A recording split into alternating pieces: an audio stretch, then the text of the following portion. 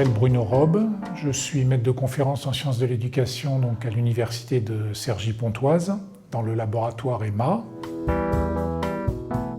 Il est important que les enseignants et les milieux de l'éducation en général, mais les enseignants en particulier, s'emparent de cette question de l'autorité, pensent cette question pour peut-être éviter que d'autres qui n'auraient pas des réponses aussi bienveillantes que les éducateurs et les enseignants s'emparent de ces questions et les traitent d'une façon différente que celles qui correspondent aux valeurs qui sont les nôtres. Une autre idée qui était importante aussi dans mes travaux, c'était de battre en brèche l'idée que l'autorité serait quelque chose de naturel, qu'on en a ou qu'on n'en a pas. Parce que si on n'en a pas, dans ce cas, on se demande pourquoi on continue à être enseignant. Bon.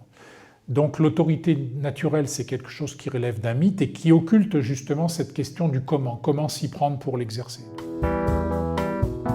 Je distingue être, avoir et faire autorité. Donc être, c'est le statut, l'enseignant, mais ce statut-là, il ne suffit pas.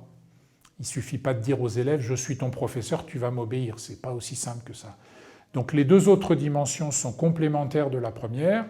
Après, pour développer et acquérir cette posture d'autorité éducative qui n'est ni l'autoritarisme, ni le laisser-faire, qui n'est pas une posture d'équilibre entre la carotte et le bâton, c'est pas ça. C'est une posture différente.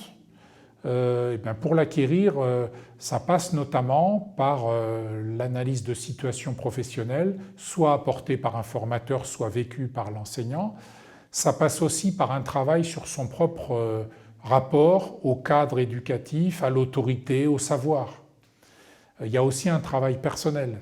Quand je parle de la dimension avoir de l'autorité, la dimension du sujet au sens des approches cliniques d'orientation psychanalytique en éducation, eh bien ça passe par tout un travail aussi sur soi qu'on peut réaliser dans des groupes d'analyse de pratique par exemple. Il y a au moins ces deux dimensions, le travail sur soi, l'analyse de situation.